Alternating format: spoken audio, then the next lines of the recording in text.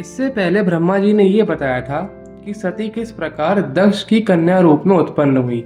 इसके बाद कथा को आगे बढ़ाते हुए वो नारद जी से बोलते हैं, हे नारद, एक बार की बात है, तुम और मैं दक्ष कन्या के पास गए थे और दक्ष कन्या के द्वारा आदर सत्कार हो जाने के बाद मैंने उससे कहा था, हे सती, जो तुम्हें चाहता है तथा जिसे तुम चाहती हो उन सर्वज्ञ जगदीश्वर को तुम पति रूप में प्राप्त करो, जिसने तुम्हारे अतिरिक्त दूसरी स्त्री का पाणी ग्रहण नहीं किया है और कभी और करेगा भी नहीं, उसे तुम पति रूप में अवश्य प्राप्त करो।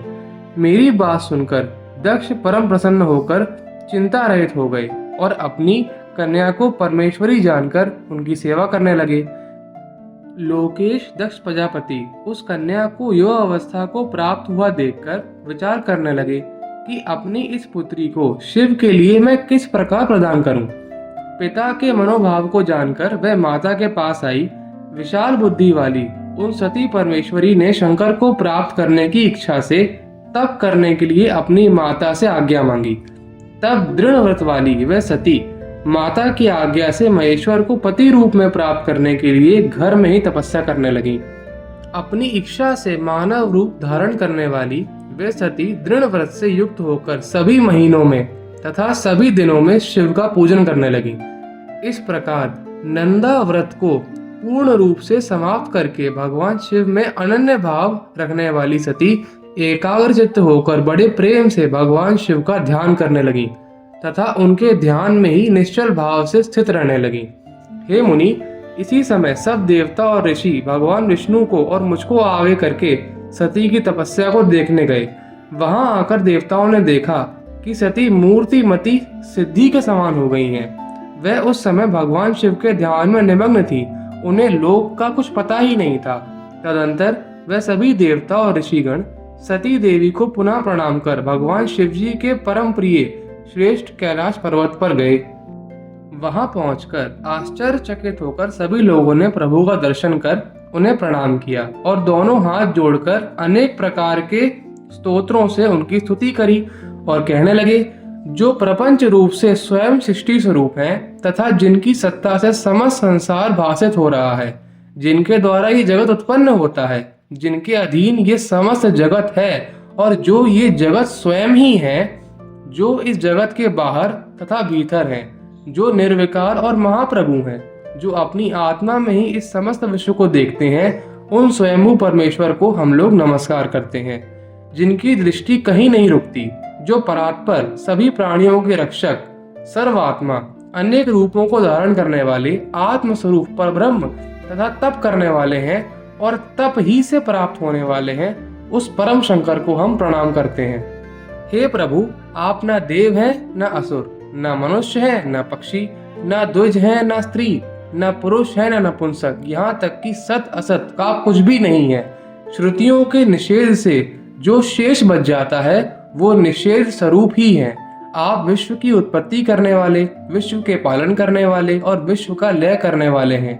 आप सब कुछ हैं। उन ईश्वर जो सब कुछ हैं उनको हम प्रणाम करते हैं। भगवान विष्णु आदि देवताओं द्वारा की गई स्तुति को सुनकर सबकी उत्पत्ति करने वाले भगवान शंकर बड़े प्रसन्न हुए और हंस के बोले, हे हरे, हे विधे, हे देवताओं और महर्षियों, आप लोग यहाँ क्यों आए हैं, बताइए बताइए। तो ब्रह्मा जी बोले, हे वृषभध्वज, विशेष रूप से आपके लिए ही हम लोग यहाँ पे आए हैं। हे महेश्वर, कुछ ऐसे असुर उत्पन्न हो गए हैं जो मेरे द्वारा मारे जाएंगे, कुछ भगवान विष्णु के द्वारा और कुछ आपके द्वारा मारे जाएंगे। हे महाप्रभु, कुछ आपके वीर से उत्पन्न पुत्र के द्वारा ही मारे जा सकते हैं और कुछ असुर आपकी माया यानी आपकी पत्नी के द्वारा ही मारे जाएंगे। आप राग द्वेष रहित, योग युक्त एवं सर्वथा दयालु हैं, इसलिए हो सकता है कि आप असुरों का वध ना करें। हे ईश, जब ये आराधना करके वर प्राप्त कर लेंगे तब सृष्टि की स्थिति कैसे हो पाएगी। इसलिए हे वृषभध्वज, उचित यही है कि आप सृष्टि स्थिति के लिए सदैव असुरों का वध करते रहें। हे प्रभु, मैं और भगवान विष्णु आपके आदेश से प्रसन्नता पूर्वक लोक की सृष्टि और पालन का कार्य कर रहे हैं और इसी कार्य को करने में हम लोगों ने विवाह भी कर लिया है, हम दोनों की पत्नियां हैं। अतः आप भी विश्व के हित के लिए एक स्त्री को अपनी पत्नी रूप में ग्रहण करें। हे शंभु, जैसे लक्ष्मी भगवान विष्णु की और सावित्री मेरी धर्मपत्नी है, उसी प्रकार आप इस समय अपनी सहचरी कांता को ग्रहण करें। ये सुनने के बाद भगवान शंकर बोले, आप लोग समस्त देवताओं में श्रेष्ठ और त्रिलोकी के स्वामी हैं। लोक हित के कार्य में मन लगा रहता है आप लोगों का। आप लोग बात तो ठीक कह रहे हैं, किंतु सदा तपस्या में संलग्न रहकर संसार से व्रत रहने वाले और योगी के रूप में प्रसिद्ध मेरे लिए विवाह करना उचित नहीं। जो निवृत्ति के सुंदर मार्ग पर स्थित अपनी आत्मा में रमण करने वाला, निरंजन अवधूत देवाला, ज्ञानी आत्मदर्शी, कामना से शून्य, विकार रहित, अभोगी, सदा अपवित्र और अमंगल वेशधारी, उसे संसार में कामिनी कैसे मिल सकती है? मुझे तो सदा केवल योग में लगे रहने पर ही आनंद आता है। ज्ञानहीन पुरुष ही भोग को अधिक महत्व देता है। संसार में विवाह करना बहुत ही बड़ा बंधन समझना चाहिए। इसलिए मैं सत्य सत्य कहता हूँ कि मुझे विवाह करने में कोई रुचि नहीं। आत्मा ही अपना उत्तम अर्थ है और वही मेरा स्वार्थ है। तथापि आपने जगत के हित के लिए ही सब कहा होगा, इसलिए मैं आपकी बात मानूंगा, क्योंकि मैं अपने भक्तों का सदा जो वो कहते हैं उसका पालन करता हूँ। हे हरे, हे ब्रह्मा, परंतु मैं जैसी नारी को प्रिय पत्नी के रूप में ग्रहण करूंगा और जिस शर्त के साथ करूंगा उसे आप सुन लीजिए। मेरा वचन सर्वथा उचित है। जो नारी मेरे तेज को विभाग पूर्वक ग्रहण करने में समर्थ हो और योगिनी तथा काम रूपिणी स्त्री को मेरी पत्नी बनाने के लिए बताएं। जब मैं योग में तत्पर हूँ तब वो भी योग में तत्पर रहे, जब मैं काम आसक्त हूँ तो वो भी काम आसक्त रहे और मेरी किसी भी बात का उल्लंघन ना करे। उन रुद्र की बात सुनकर मैंने और विष्णु ने मंद मंद मुस्कुराने लगे और मन ही मन सोचने लगे कि क्या बात है, हमने तो ऐसी ही स्त्री का वर्णन किया है इनके लिए। और प्रभु से कहने लगे, हे प्रभु, आपने जिस प्रकार की स्त्री का निर्देश किया है वैसे ही स्त्री के विषय में हम आपको प्रसन्नता पूर्वक बताने आए हैं। वह उमा जगत की कार्य सिद्धि के लिए भिन्न भिन्न रूपों में प्रकट होती हैं। हे प्रभु, सरस्वती और लक्ष्मी ये दो रूप धारण करके वे पहले ही प्रकट हो चुकी हैं। हे प्रभु, वे शिवा सती नाम से दक्ष प्रजापति के कन्या के रूप में प्रकट हुई हैं। आप उन्हीं को अपनी भार्या के रूप में ग्रहण करें। हे महेश्वर, उन सती के ऊपर कृपा कीजिए, उन्हें वर प्रदान करके जो भी वो चाहती हैं उन्हें वो दीजिए। वो आपके लिए तपस्या कर रही हैं। इस प्रकार मैंने सभी देवताओं के द्वारा की गई शिवजी की उत्तम स्तुति को आपसे कहा। हे मुनि, सती ने जिस प्रकार शिवजी से वर प्राप्त किया उसे भी आप सुनिए। सती ने अश्विनी मास के शुक्ल पक्ष की अष्टमी तिथि को उपवास पूर्वक भक्ति पूर्वक परमेश्वर शिव का पूजन किया। इस प्रकार नंदा व्रत के पूर्ण हो जाने पर नवमी तिथि का कुछ भाग शेष रह गया था। उस समय ध्यान में निमग्न उस सती के सामने शिवजी प्रकट हुए। वह सर्वांग में सुंदर तथा गौण वर्ण के थे, मतलब गोरे थे। उनके 5 मुख थे, प्रत्येक मुख में 3-3 नेत्र थे। भाल देश में चंद्रमा शोभा दे रहा था। उनका चित्त प्रसन्न था, उनका कंठ नीला और उनकी 4 भुजाएं थीं। इस प्रकार प्रभु महादेव जी को प्रत्यक्ष देखकर सती ने लज्जा से नीचे की ओर मुख करके उनके चरणों को प्रणाम किया। महादेव जी बोले, हे दक्ष नंदिनी, मैं तुम्हारे इस व्रत से बहुत प्रसन्न हूँ। हे सुरवते, जो तुम्हारा अभिष्ट वर हो वो मुझसे मांग लो। हे मुनि, जगदीश्वर महादेव जी ने सती की भावना को जानते हुए भी वर मांगो ऐसा कहा। वे लज्जा के वश में हो गई थी, उनसे कुछ कहा नहीं जा रहा था। सत्पुरुषों के शरण स्वरूप तथा अंतर्यामी व शिवजी सती की भक्ति के वशीभूत होकर वर मांगो ऐसा बार बार कहने लगे। उस समय सती ने अपनी लज्जा को रोककर शिवजी से कहा, हे वरद, आप कभी भी ना टलने वाला यथेष्ट वर मुझे प्रदान कीजिए। शिवजी ने अनुभव किया कि सती अपनी बात पूरी तरीके से नहीं कह पा रही, तो उन्होंने ही कह दिया कि मैं तुम्हें अपनी पत्नी रूप में स्वीकार करता हूँ। अपने अभिष्ट फल को प्रकट करने वाले शिवजी के वचनों को सुनकर और अपना मनोगत वर प्राप्त करके सती प्रसन्न होकर चुपचाप खड़ी रही। जब उन्होंने शिवजी के ये वचन सुने तो वो चुपचाप खड़ी रह गईं, उनसे कुछ बोला नहीं गया। तदंतर दक्ष कन्या सती अत्यंत प्रसन्न होकर दोनों हाथों को जोड़कर भक्त वत्सल भगवान शिव जी से विनम्रता पूर्वक कहने लगी, हे देवादिदेव, हे महादेव, आप मेरे पिता के समक्ष विवाह के विधि पूर्वक सारे के सारे बातों को कहिए।